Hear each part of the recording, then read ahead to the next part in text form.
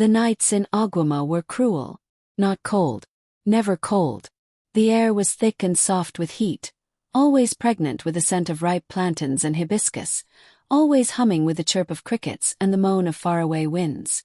But for Nkiru, each night was a battle against a fire that lived in her blood, one that pulsed hardest between her thighs when the moon was full. She lay on her raffia mat, one hand gripping the edge, the other buried deep between her legs. Her breath came out in shallow gasps, sweat beading on her chest, dampening the fine cotton wrapper she hadn't bothered to remove completely. Her back arched as she moved her fingers faster, but even as the release approached, it didn't satisfy. Never did. She cried out, softly like a woman praying, begging for relief that never came. The curse was ancient and cruel. Her grandmother had warned her. When the blood wakes in you, child, nothing on this earth will quiet it. Not until the moon chooses your match. The older women of Aguama called it the yearning. It started in the womb, they said, burning through the belly, coiling up the spine. Nkiru had first felt it at 16, when she began waking up soaked, hips grinding against empty air. She thought it would go away.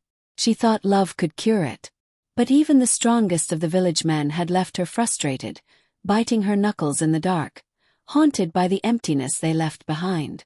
By 28, Nkiru had stopped trying. She became the village herbalist instead.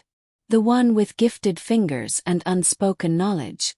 She worked with women, whispered with trees, brewed potions that made children sleep and made husbands hard again. But none of it touched the hunger inside her. Until tonight. Tonight something was different. The wind wasn't just warm, it was sweet like sugar on her tongue. And the ache in her lower belly had sharpened, demanding something more than touch. Her fingers stilled. Her breath caught. Then she felt it. Pull. A slow, delicious pull in her chest, like an invisible string tugging her soul toward something, or someone. Her nipples hardened. Her eyes widened. She wrapped her wrapper around her chest and stepped out of her hut. The moon was high and round, draped in a faint red glow. Lunar omen. And in the distance, down the main path, she saw him. A figure, tall, broad-shouldered, skin dark like the soil after rain, walking toward the village gate with nothing but a bag slung over one shoulder and the slow, confident gait of a man who had nowhere to be, but everywhere to touch. He passed under the moonlight. She saw his back, and her heart slammed into her chest. There, just above the curve of his waist, was a mark. Curved, glowing faintly under the moon like a whisper from the ancestors. A crescent moon. The moon blooded, she whispered. Her thighs clenched. The fire roared. The next morning, the village of Aguama buzzed. Children ran through dusty courtyards. Women gossiped beneath the baobab trees, and the smell of fried akara filled the air. But Nkiru didn't care for any of it. Her body was still humming from the night before. Her mind locked on the man she saw under the moon. She hadn't imagined the mark. She felt it. Something about him. That back, that slow gait, the way the moonlight clung to his skin like silk, had ignited a fire inside her so fierce she hadn't slept a wink.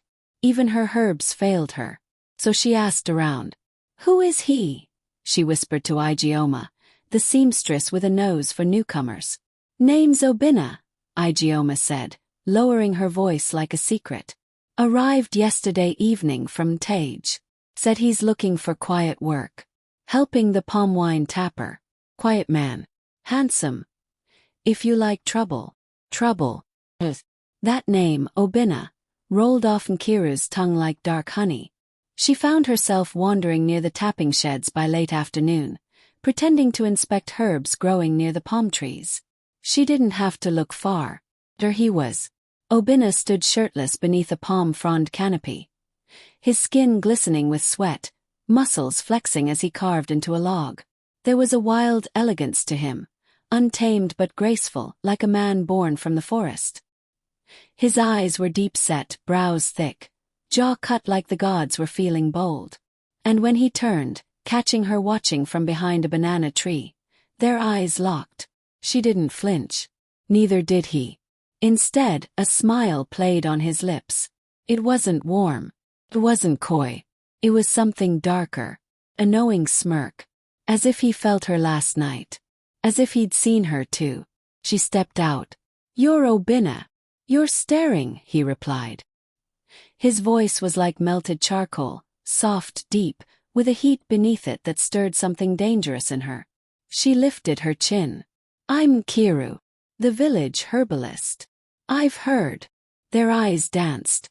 A breeze passed between them, gentle, charged. His gaze flicked downward, not to her breasts but to her feet, her hips, her hands. He was studying her, undressing her with reverence. And then, a sharp splinter cut into his palm. "Ah!" he hissed, flinching. She moved before thinking, stepping forward and grabbing his hand. It was large, calloused, warm. And when her fingers touched his skin, the world shifted. Heat surged up her arm and crashed into her chest. Her nipples tightened. Her lips parted. A moan nearly escaped, uninvited. Obinna's eyes darkened as he felt it too. The pull, the current, the want. Neither of them moved. The air held its breath. "I'll treat it," she said, voice breathless.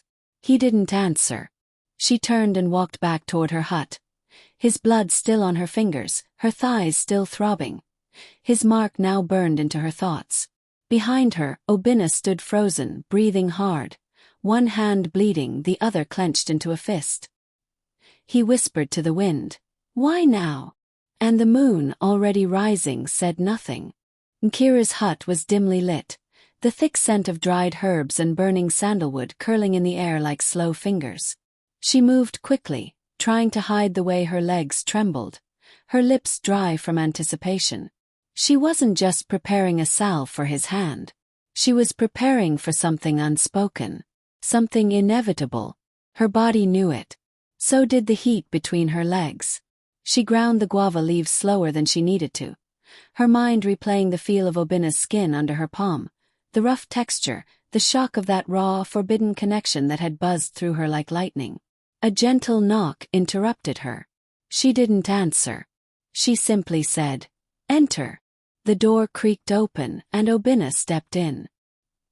He had washed the blood from his hand but left the cut open. His shirt was gone again, and his chest, wide, muscled, marked by soft scars, rose and fell slowly. He stood in her doorway like a sin, like temptation blessed by the gods themselves. She turned her back to him and said, "Sit." He obeyed, wordless, watching. Nkiru knelt before him, placing his hand gently in hers.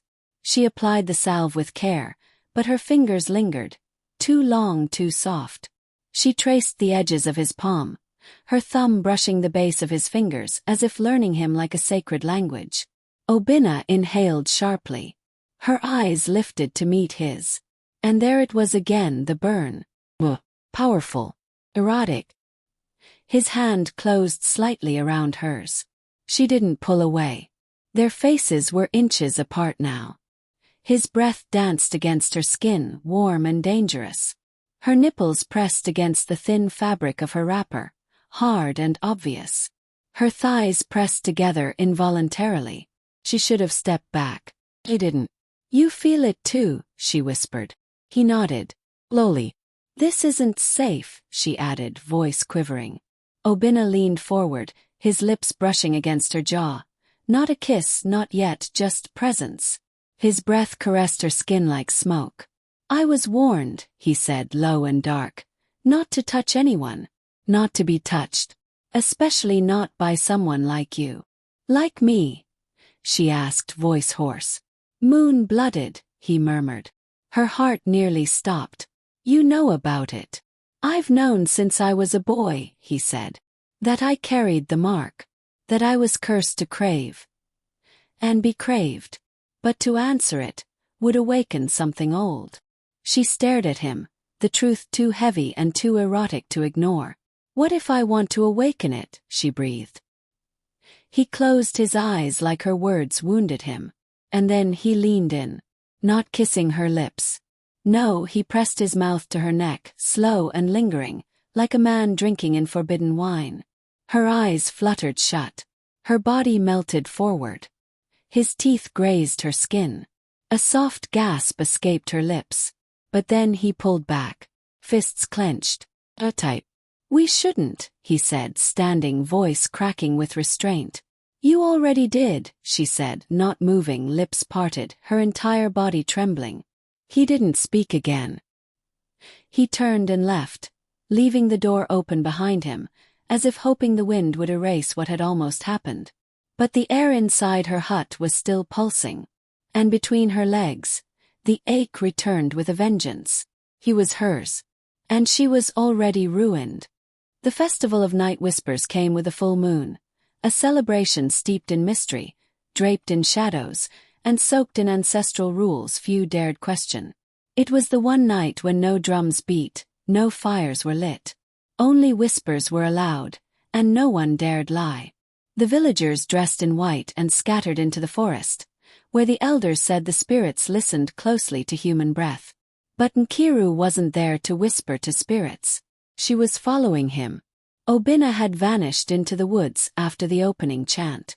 She saw the way his body moved under the sheer fabric of his ceremonial wrap, his bare back catching moonlight like wet silk. Her yearning, no longer hidden, no longer soft, was now loud inside her, clawing to be answered. She slipped off her sandals and followed the trail of broken leaves, moving like a woman possessed. Every nerve in her body was alight, every breath soaked with want. Then she saw him, lone, kneeling in a shallow stream, bare to the waist, water running down his back in slow, sinful lines. His wrap hung dangerously low on his hips, the moonlight catching the faint line of his waist, and that mark, the crescent moon, glowing. She stepped forward, and a twig snapped underfoot. Obinna turned, not startled, not ashamed. He rose slowly from the stream, water dripping from his torso, his eyes locking on hers with a smolder that made her legs quiver. You followed me, he said. I couldn't help it. His jaw tightened. You shouldn't be here. I know. Silence. And then she whispered, but do you want me here? He didn't answer. He moved, slowly, deliberately. The water slid down his body like a lover's touch. As he stepped out of the stream, his wrap loosened slightly, giving her a sinful glimpse of the lines that dipped below his waist. Her throat dried. Her body screamed. The air between them grew heavy, thick with heat and consequence. He turned, ran. She didn't know why. Maybe it was fear, maybe the thrill, but her feet carried her deeper into the trees. The cool earth beneath her bare soles did nothing to cool the blaze inside her. Then she heard him. A step, chasing her.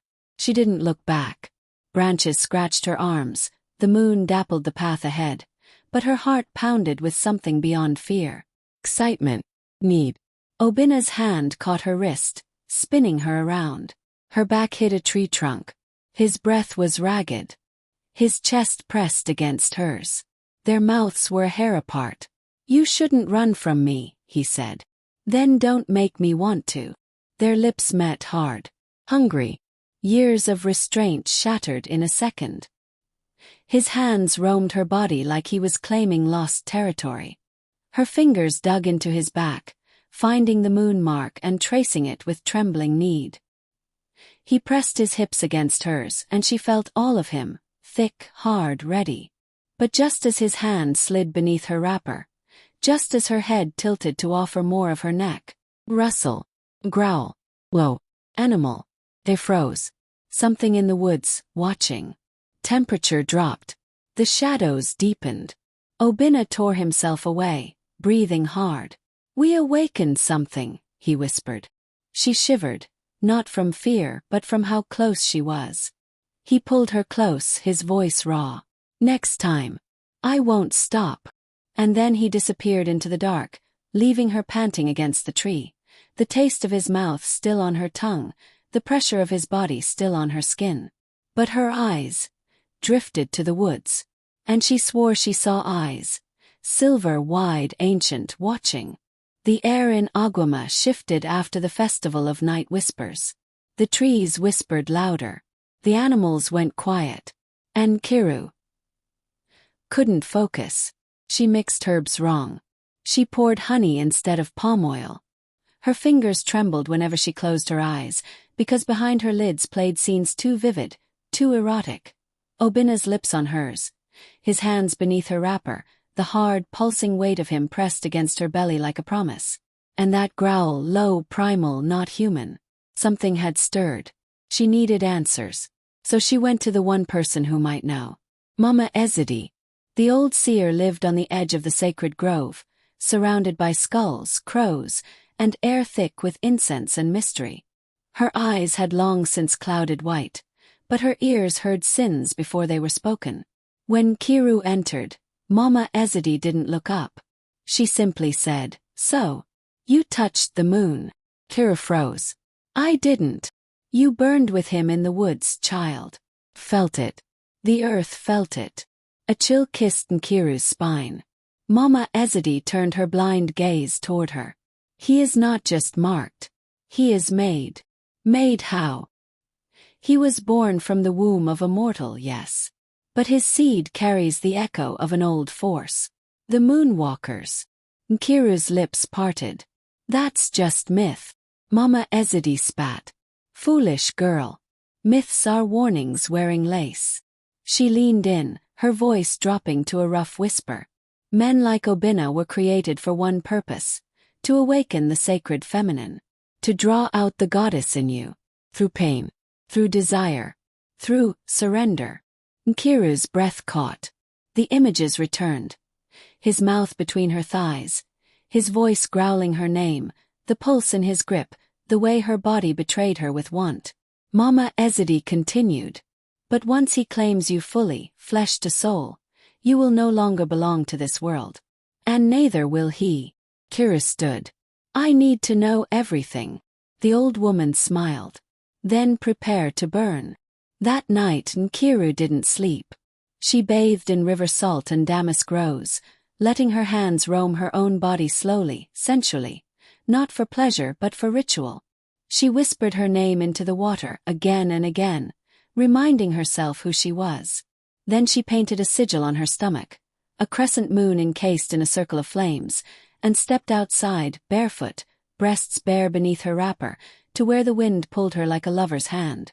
She found him in the shrine ruins at the edge of the forest, waiting, half-clothed, breathing like a man trying not to lose control. "I saw the mark in my dreams before I saw it on you," she said softly. Obina didn't move.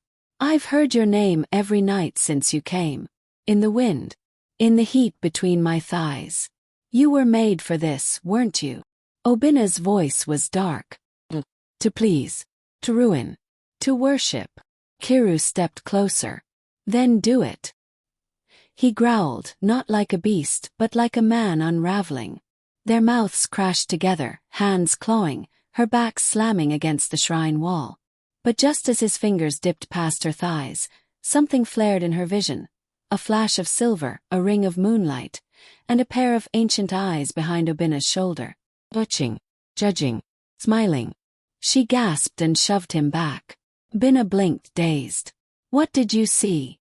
She touched her lips and whispered, "A warning." The blood moon rose without permission. Heavy, low, glowing red like a wound in the sky. Aguama slept in uneasy silence, but Nkiru was wide awake. Her body trembling as if a storm was moving through her bones. She couldn't wait anymore. She wouldn't wait. She tied her wrapper loosely, letting her breasts rest freely underneath. Her waist beads sang with every step as she walked through the sleeping village barefoot, skin glowing with oil she'd mixed in secret. Hibiscus for lust, shea for softness, and tiger nut for endurance.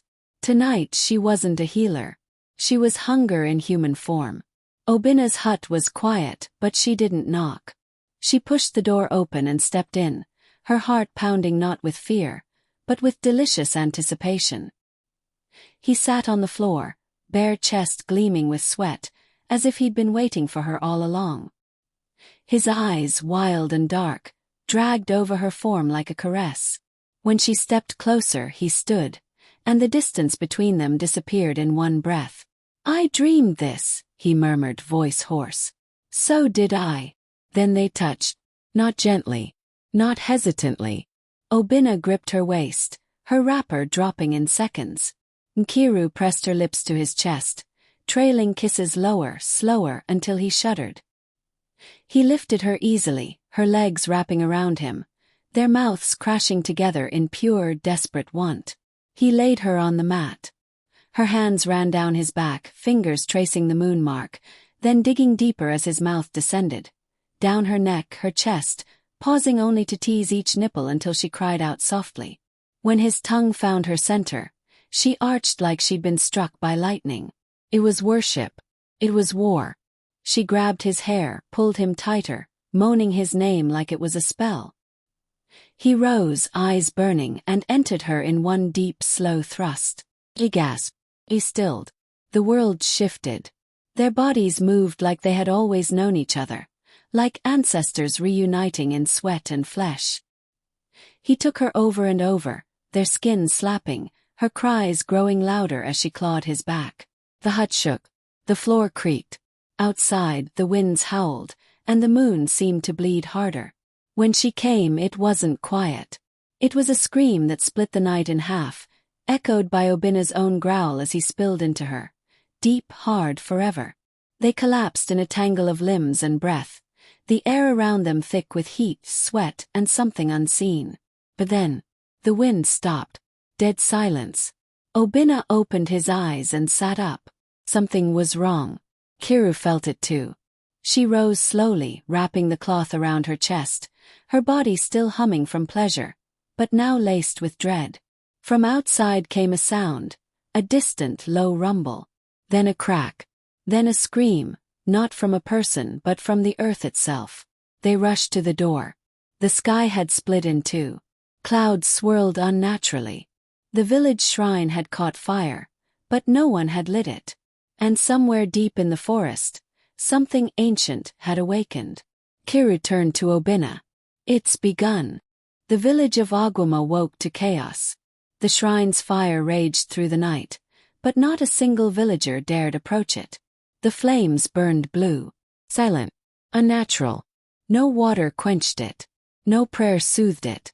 The elders gathered at dawn, their faces pale beneath the rising sun. The verdict was swift. The moon has been broken, said Elder Uche. The sacred law defied. The blood moon answered with wrath. Nkiru stood before them, her shoulders bare, chin raised. Her wrapper loose like she couldn't be bothered to pretend innocence.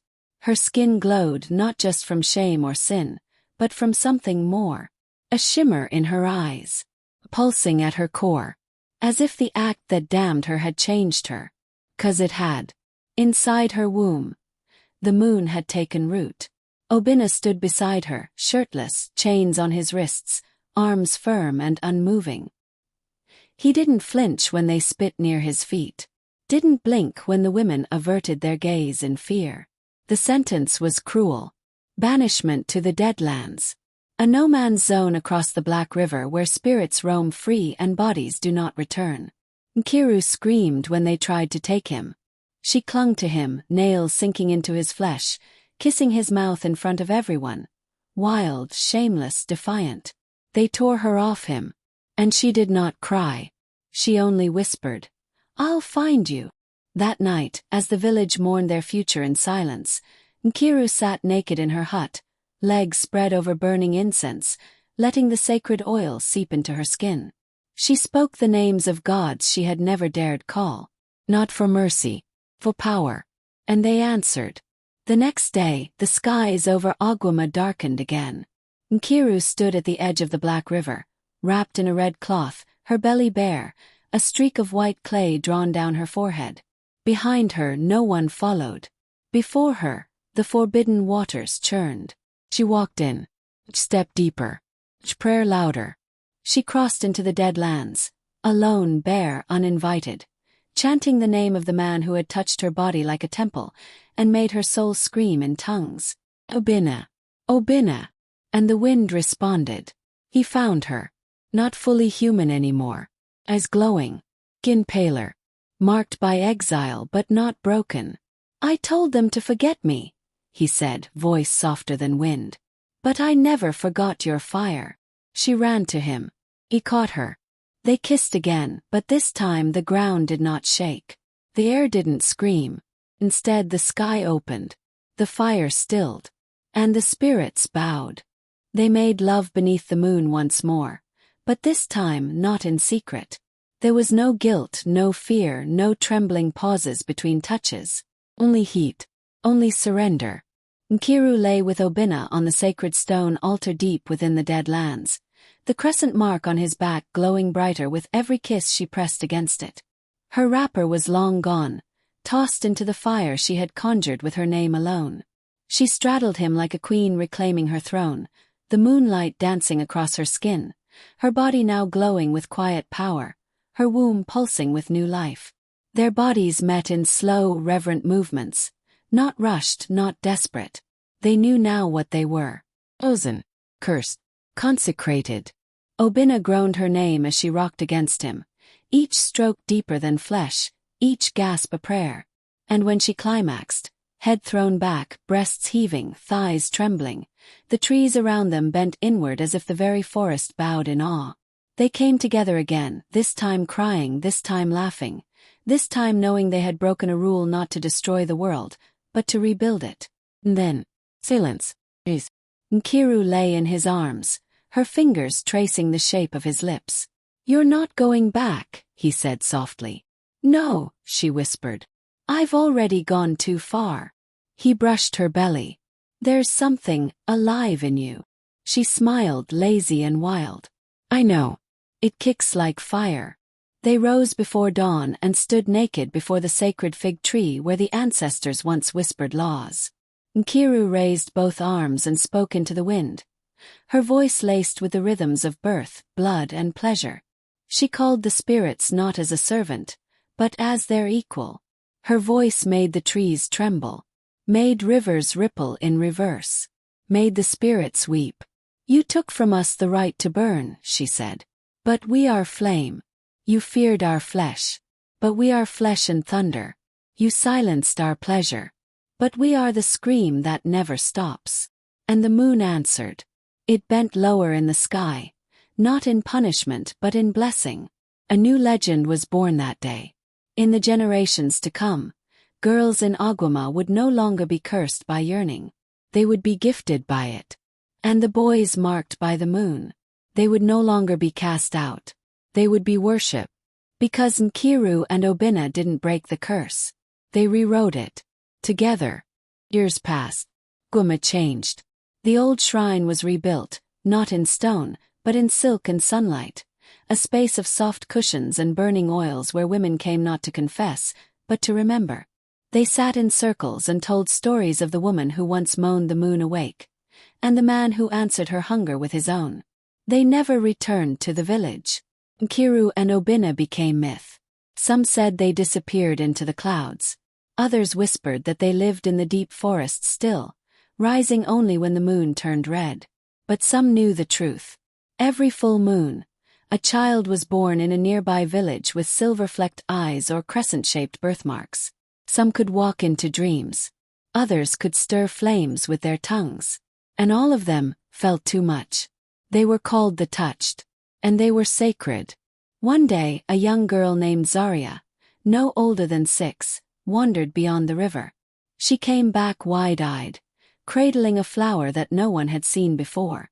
It glowed faintly in the dark. She told her mother, "The woman in red gave it to me." "Which woman?" her mother asked, voice tight with fear. Zaria only smiled.